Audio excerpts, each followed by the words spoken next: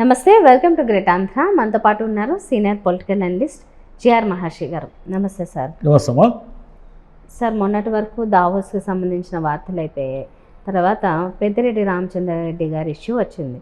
ఇప్పుడు ఆయన అటవీ భూములేవో ఆక్రమించారన్న దానికి సంబంధించి వార్తలు టీడీపీ అనుకూల మీడియాలో రాగానే తర్వాత వెంటనే టీడీపీ స్పందించింది. అండ్ అటవీ శాఖ మంత్రిగా ఉన్నారు కాబట్టి పవన్ కళ్యాణ్ గారు, జనసేన స్పందించడం జరిగింది.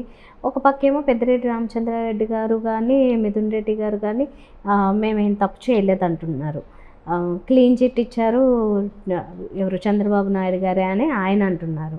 అసలు ఏం జరుగుతుంది? అంత గట్టిగా ప్రశ్నిస్తున్నారు, వీళ్ళేమో ధైర్యంగా ఉన్నారు. అసలు మీరు అక్కడ పనిచేస్తారు కాబట్టి అసలు మీకున్న ఇన్ఫర్మేషన్ ఏంటి? అంటే ఇప్పుడు పెద్దిరెడ్డి రామచంద్రారెడ్డి గారు విపరీతంగా భూములు ఆక్రమించారు అనేది వీళ్ళ గవర్నమెంట్లోకి వచ్చిన మరుసటి అంటే అంత మునుపు విమర్శించడం వేరు. ఆయన అధికారంలో ఉన్నప్పుడు, వైసీపీ అధికారంలో ఉన్నప్పుడు రకరకాలుగా ఆయన మైనింగ్ కింగ్ అని, లేదా ఇసుకలో 1000 కోట్లు దోచేశాడని, అదని మద్యంలో అని ఏమేమో ఆరోపించారు కదా. ఆరోపించిన తర్వాత వీళ్ళు అధికారంలోకి వచ్చారు. అధికారం అంటే ఇంకేమిటి? మీరు ఎవరి మీదైనా విచారణ చేసుకోవచ్చు. ఒక ప్రభుత్వం అధికారంలో ఉందంటే ఏమిటి అర్థమో? ఇప్పుడు ఆయన ప్రభుత్వానికి సంబంధించి దుర్వినియోగం చేశాడు, ప్రభుత్వానికి సంబంధించి అటవీ భూములు ఆక్రమించాడు, లేదా జనం భూములు ఆక్రమించాడు. జనం భూములు ఆక్రమించినా కూడా చట్టవిరుద్ధమే కదా, అది కూడా ప్రభుత్వ పరిధిలోకే వస్తుంది. జనం ఎవరైనా ఒకరు మిస్టర్ ఎక్సో వైయో లేకపోతే సుబ్బారావో ఎల్లారావో వచ్చి ఒక ఫిర్యాదు రాసిస్తే, అయ్యా నాకున్న 2 ఎకరాల భూమిని నా ఫలానా వాళ్ళు ఆక్రమించారని రాసిస్తే అది చట్ట పరిధిలోకి వచ్చి దానికి సంబంధించిన ప్రభుత్వం విచారణ చేస్తుంది, కోర్టు లేదా కోర్టుకు వెళ్తారు, ఇలా జరుగుతాయి కదా. ఇప్పుడు ఈ మొత్తం ఎపిసోడ్లో ఏంటంటే, ఇది వీళ్ళు అధికారంలోకి వచ్చి 7-8 నెలలు అవుతుంది దాదాపుగా. జూన్ వస్తే సంవత్సరం కూడా అవుతుంది కదా. వీళ్ళు ఫ్రమ్ ద బిగినింగ్ ఏం చెప్పారు?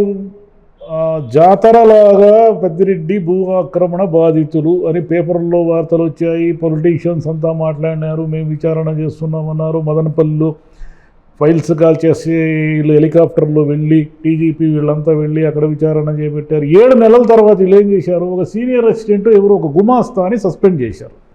ఇక్కడ 2 విషయాలు.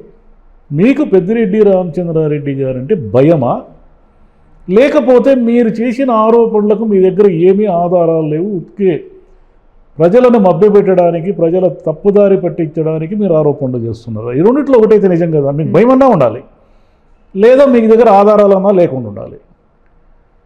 మరి ఎందుకు ప్రతిసారి 6 నెలలకు ఒకసారి, 7 నెలలకు ఒకసారి ఇప్పుడు అటవీ భూమి ఆక్రమించాడు అనేది ఆయన మీద ఆరోపణ? అటవీ భూమి ఆక్రమణ అనేది చాలా సీరియస్ క్రైమ్ అది. ఎందుకంటే అటవీ చట్టాలు ఇవన్నీ చాలా కఠినంగా ఉంటాయి. మీకు తెలియనిది ఏముంది?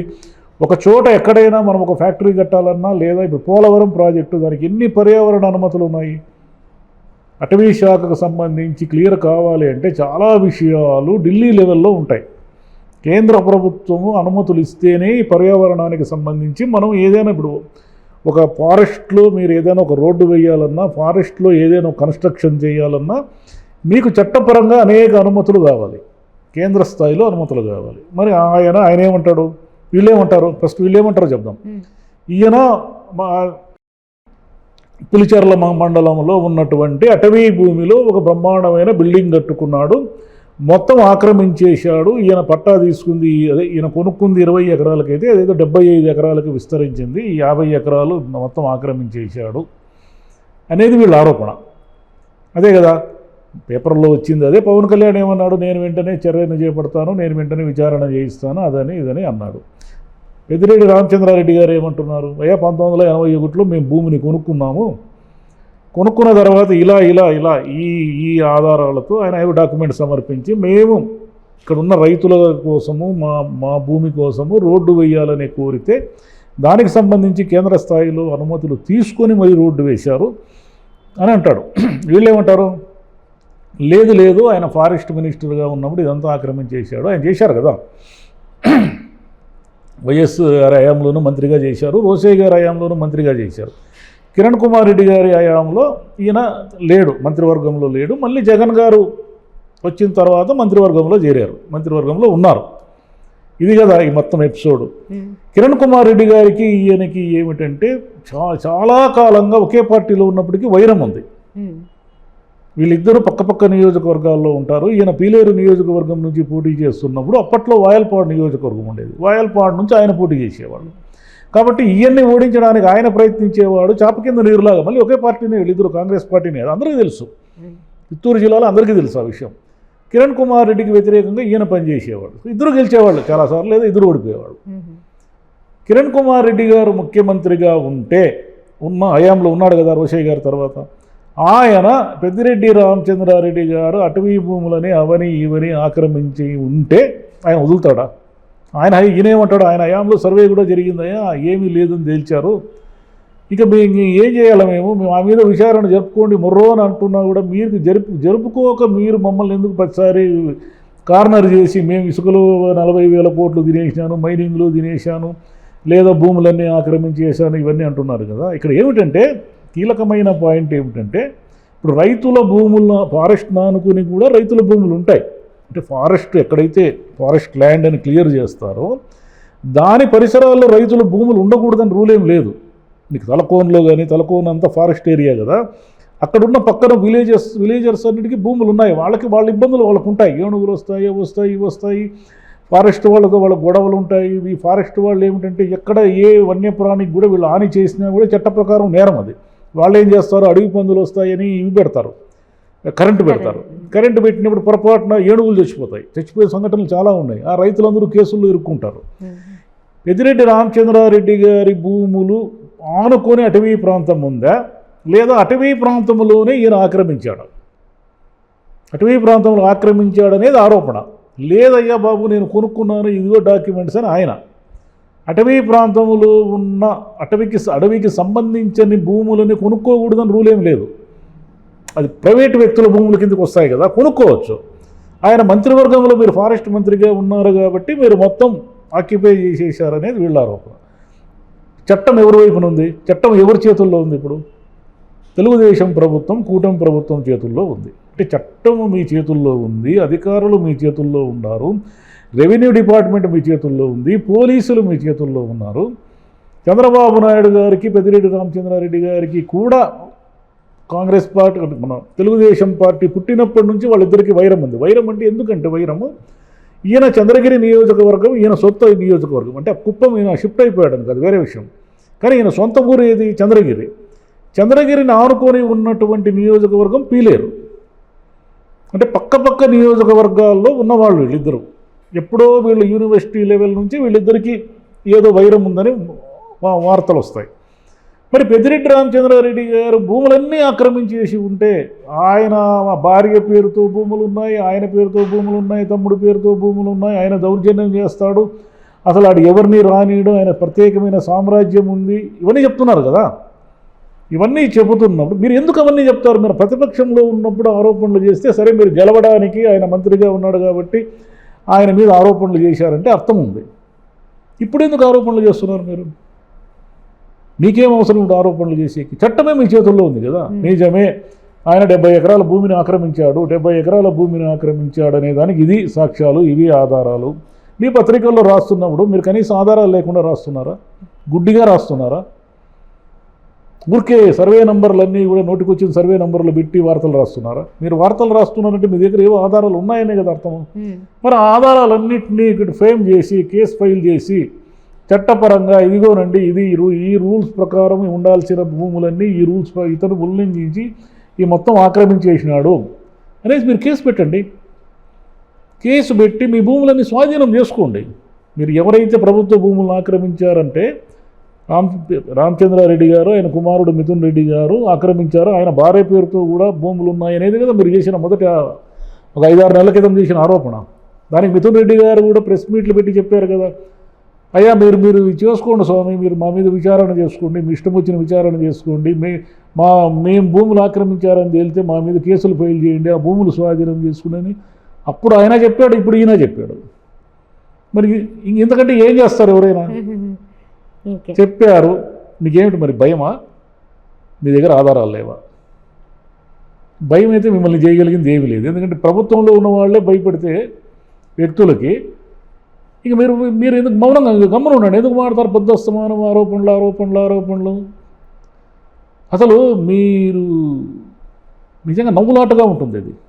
పవన్ కళ్యాణ్ గారు ఉప ముఖ్యమంత్రి, చంద్రబాబు నాయుడు గారు ముఖ్యమంత్రి, ఈయన ఏమీ లేదు, ఎమ్మెల్యే, మాజీ మంత్రి ఎమ్మెల్యే, అంతే కదా. ఒక మాజీ మంత్రి ఎమ్మెల్యే భూములను కబ్జా చేశాడని రోజు ఎందుకు వార్తలు రాస్తారు మీరు? రోజు ఎందుకు దాని మీద విచారణలు అని అంటారు? అంటే మీరు 7 నెలలు సుదీర్ఘమైన విచారణ తర్వాత ఒక గుమాస్తాను సస్పెండ్ చేశారు మీరు. అంటే మీ దగ్గర ఆధారాలు లేవనే కదా అర్థం. ఒక గుమాస్తాను సస్పెండ్ చేయడానికి 7 నెలలు విచారణ జరగాల. మీరేమన్నారు? ఫైళ్ళు అన్నీ కాలిపోయినాయి, వీళ్ళు ఆక్రమించిన ఫైల్స్ అన్నీ కాల్ చేసి సాక్ష్యాలు తారుమారు చేశారు అన్నారు. ఈ రోజుల్లో అన్నీ ఆన్లైనే కదా, ఇంకా ఫైళ్ళలో రాసుకునే వాళ్ళు ఎవరు ఉన్నారు? రెవెన్యూ రికార్డులన్నీ ఆన్లైన్లో ఉన్నాయని మీరే కదా చెప్తున్నారు. మీరు ఈరోజు ఏం చెప్తున్నారు? మేము వాట్సాప్ గవర్నమెంట్ ఇస్తున్నాము అని చెప్తున్నారు. వాట్సాప్ గవర్నమెంట్ అంటే ఏమి? నిన్న మనం మాట్లాడినాం కదా, వాట్సాప్లో మీరు పలానా నంబర్ని డౌన్లోడ్ చేసుకొని పలానా చేస్తే మీకు ఒక 192 సౌకర్యాలు ఇస్తున్నాము, మేము ఇంకా 300-500 సౌకర్యాలు అదనంగా ఇస్తున్నాము అని మీరే చెప్తున్నారు. మేము కొత్త గవర్నమెంట్ అందిస్తున్నాము, వాట్సాప్ గవర్నమెంట్ అందిస్తున్నాము అని మీరే చెప్తున్నారు. మీరే ఏమంటున్నారు? ఫైళ్ళు కాల్ చేసినారని మీరే అంటున్నారు. ఆన్లైన్లో ఉన్నాయి కదా అవన్నీ. తీయండి, విచారణ చేయండి. అటవీ భూములు ఆక్రమించాడు అనేది నిజమైతే విచారణ చేయండి, కోర్టుకి ఇడ్చండి, కోర్టులో కేసు ఫైల్ చేయండి, అరెస్ట్ చేయండి. ఎవరొద్దన్నారు మిమ్మల్ని? మనం ఒకరితో పెద్దిరెడ్డి గారు ఆక్రమించారా లేదా అనే విషయం ఇక్కడ మనకు అనవసరం.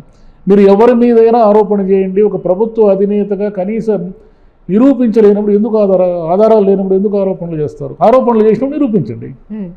సిస్టమ్ మీ చేతుల్లో ఉంది, అయినా జస్ట్ ఆరోపణలే కానీ. అంటే మీ అధికారులు కూడా కరప్టెడేనా? మీ అధికారులు కూడా పెద్దిరెడ్డి రామచంద్రారెడ్డికి భయపడతారా? మీ అధికారులను కూడా పెద్దిరెడ్డి రామచంద్రారెడ్డి గారు కొనేశారా అని మీరు ఒప్పుకుంటున్నారు ఇప్పుడు? Simple logic. మీరు నేరుగా డీజీపీని పంపించి, నేరుగా మీ ప్రత్యేకమైన అధికారులందరినీ పంపించి, సిఐడి అధికారులందరినీ పంపించి మదనపల్లికి 7 నెలల నుంచి ఒక సీనియర్ అసిస్టెంట్ గుమాస్తాను మీరు కేసు ఫ్రేమ్ చేస్తే మిమ్మల్ని ఎవరు నమ్ముతారు? రేపు మీరు చేసే ఆరోపణలను ఎవరు నమ్ముతారు? ఏమన్నారు వీళ్ళు? మద్యములో ఒక 50,000 కోట్ల రూపాయల కుంభకోణం అని చంద్రబాబు నాయుడు గారు ఇది పెట్టారు కదా. అదేమిటి? పవర్ పాయింట్ ప్రజెంటేషన్ పెట్టి చెప్పారు కదా, టీవీలో చూపించి చెప్పారు కదా, ఇదిగోండి ఈ బ్రాండ్లు ఇంత తినేసినారు, ఈ బ్రాండ్లు ఇంత తినేసినారు, ఈ బ్రాండ్లన్నీ మూసేసినారు, ఇక్కడ కమిషన్ అడిగారు, వీళ్ళు చేసిన అరాచకాలు ఇన్నాయని ఆయన చెప్పాడు కదా. ఏమైంది? ఎన్నెళ్ళు అయింది ఆయన చెప్పి ఆ మాట చెప్పి? ఒక్క ఇంచు ఏమైనా ఎక్కడైనా కదిలిందా? ఒక్క ఇంచు ముందుకు పోయిందా? జనం ఏమనుకుంటారు మీ గురించి? ఏ పత్రికలో అయినా మళ్ళీ వార్తలు వచ్చాయా? మీ గురించి ఏమనుకుంటారు? ఒకటి భయము, లేదంటే మీ దగ్గర ఆధారాలు లేవు, లేదా మీరు అమ్ముడుపోయారు. మీరే అమ్ముడుపోయారు అనుకోవాలి అంతే. ఆయన ఎలాగో ప్రత్యేకమైన రాజ్యాంగము, ప్రత్యేకమైన రాజ్యము పెద్దిరెడ్డి రామచంద్రారెడ్డి గారు నడుపుతున్నారనేదే కదా మీ ఆరోపణ. ఆ రాజ్యాంగం మిమ్మల్ని కూడా కొనేసిందా? ఏమనుకోవాలి మిమ్మల్ని? ఆయన సీఎంలతో తలపడుతున్నాడు, ఎమ్మెల్యేగా మాత్రమే ఉన్నాడు, లేకపోతే మంత్రిగా పనిచేస్తారు అంతే. కానీ ఈ స్థాయిలో వాళ్ళతో గొడవ పడతారు, అయినా వీళ్ళు ఏవి నిరూపించట్లేదు. ఇంకా ప్రజలు ఏమనుకుంటారు మీ గురించి? ప్రజలు నవ్వుకుంటారు కదా.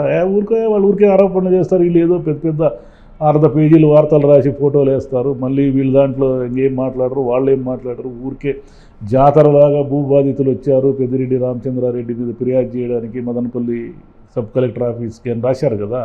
ఆ రాసిన వాళ్ళంతా తర్వాత ఆ ఫాలోఅప్ వార్తలు ఏమైనాయి? ఆ జాతరలాగా వచ్చిన భూబాధితులంతా ఏమైనాయి? మీ మద్యములో వైసీపీ ప్రభుత్వం దోచేసిన 1,000 కోట్ల రూపాయలు, మైనింగ్లో మొత్తం భూస్థాపితం చేశారు ఆంధ్రప్రదేశ్ని అని రాశారు కదా. ఏమైంది ఆ మైనింగ్ భూస్థాపితం అంతా? మీ పేపర్లోనే రాస్తున్నారు. వైఎస్ అతను ఎవరు, మన జగన్కి సోదరుడయ్యి వరుస అయ్యే మల్లికార్జున రెడ్డి అనే ఆయనకి క్వారీలన్నీ రాసిచ్చారు అని. ఎవరు రాసిచ్చారు? మీ కుటుంబ ప్రభుత్వమే రాసిచ్చింది. ఆయన అర్హత ఉండి తెచ్చుకున్నాడు, మనకు తెలియదు కదా. అదే వైసీపీ ప్రభుత్వంలో జరుగుంటే మొత్తం వైసీపీ జగన్ బంధువులందరికీ దోచేసినారనే కదా మీరు రాస్తూ ఉండింది. మరి మీ పేపర్లోనే రాస్తున్నారు కదా. జగన్ సొంత బంధువు మీ పేపర్లోనే రాశారు కదా, శిరిడి సాయి ఎలక్ట్రికల్స్కి మొత్తం ట్రాన్స్ఫార్మర్లు టెండర్లన్నీ ఇచ్చారని. మరి మీరే రాశారు కదా గతంలో, వైసీపీకి ఫలానా ఎలక్ట్రికల్స్కి కుమ్మక్కయ్యి వీళ్ళు అంతా పంచుకుంటున్నారని. మీరు పంచుకుంటున్నారు ఇప్పుడు? మీరు కమిషన్లు తీసుకొని మైనింగ్లు ఇస్తున్నారా? ఎవరైనా ఎవరికైనా డౌట్ వస్తుంది కదా. కాబట్టి చెప్పిన దానికి కట్టుబడి ఉండాలి. కట్టుబడి ఉండడం అంటే ఏమిటంటే, అయ్యా మా దగ్గర ఈ ఆధారాలు ఉన్నాయి, మేము ఫలానా రకంగా విచారణ చేస్తాం. పవన్ కళ్యాణ్ గారు ఇప్పుడు ఏదో అంటున్నారు, అడవులన్నీ కాపాడుతున్నారని. కాపాడండి, ఎవరొద్దు. 50 ఎకరాలు 70 ఎకరాలు ఆక్రమించింటేనే మీరు కాపాడుకోలేకపోయినప్పుడు మీరు ఇంత పెద్ద వేలాది ఎకరాల అడవులను ఏం కాపాడతారు? మీరు ఇంత పెద్ద రాష్ట్రంలో కాపాడతారా? కాబట్టి మీరు చేయాల్సింది ఏమిటంటే, నిజమా అబద్ధం అనేది తేల్చండి. లేదు మీ దగ్గర ఏమి ఆధారాలు లేవు, అంత పర్ఫెక్ట్గా ఉందనుకోండి, అదే విషయం చెప్పండి. లేదు ఆయన మీద ఏమీ లేదు, ఆయన భూములన్నీ కరెక్ట్ అని చెప్పండి. లేదు ఆయన భూములన్నీ ఆక్రమించిన భూములైతే అవన్నీ తీసుకొని స్వాధీనం చేసుకోండి. ప్రజలు నవ్వుకుంటారు, ఎందుకంటే డైవర్షన్ పాలిటిక్స్ అని వైసీపీ ఎప్పటి నుంచో ఆరోపిస్తూ ఉంది. వీళ్ళు స్కీములు ఇవ్వలేనప్పుడల్లా ఇట్లాంటి ఒక స్కామ్ బయటికి తెస్తారు, ఇంత పెద్దది.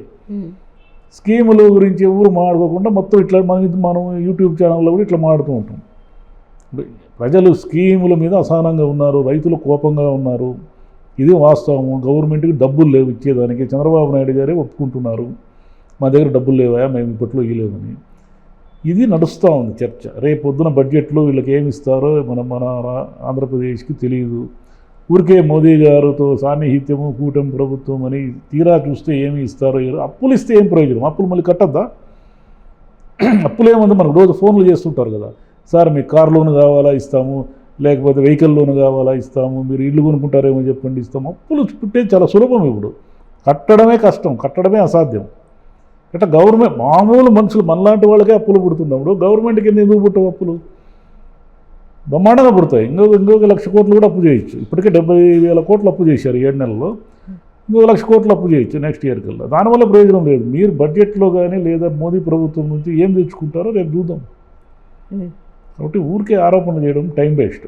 ఆరోపణలు మీ దగ్గర ఆధారాలు ఉంటే వైసీపీ పెద్దిరెడ్డి రామచంద్రారెడ్డి గారనే కాదు, మీరు ఎవరైనా సరే, ఏ నాయకుడైనా సరే, మీరు ఎన్ని ఆరోపణలు చేశారు మీరు ప్రతిపక్షంలో ఉన్నప్పుడు? 100,000 ఆరోపణలు చేశారు కదా, ఒక్కదాని మీదనే యాక్షన్ తీసుకున్నారా ఇప్పటికీ? అంటే మీరు కుమ్మక్కైపోయినారా? మేము ఫూల్సా మధ్యలో? జనము పేపర్లు చదివేవాళ్ళు, వ్యాఖ్యానాలు చేసేవాళ్ళు. కాబట్టి జనం నవ్వుకునేదాకా కాకుండా జనం మెచ్చుకునేలా చేయండి ఏదన్నా పనులు చేస్తే. చూద్దాం సార్ ఈ కేసు ఇప్పుడైనా, అంటే అన్యాల నుంచి అలాగే నడిపిస్తూ ఉంటారా, మళ్ళీ అలా ఒకసారి ఏదన్నా పెద్ద వార్తగా చేసి కొంతకాలానికి ఇది నానా పులి కథ అయిపోతుంది. నానా పులి కథ తెలుసు కదా, పులి పులి పులి పులి అంటే నువ్వు కొంతకాలానికి వీళ్ళు నిజంగా పులిని తెచ్చినా కూడా మనం పట్టించుకోము, ఊరికే అబద్ధాలు చెప్తారు వీళ్ళని. Okay, so let's see sir. Thank you. నమస్తే.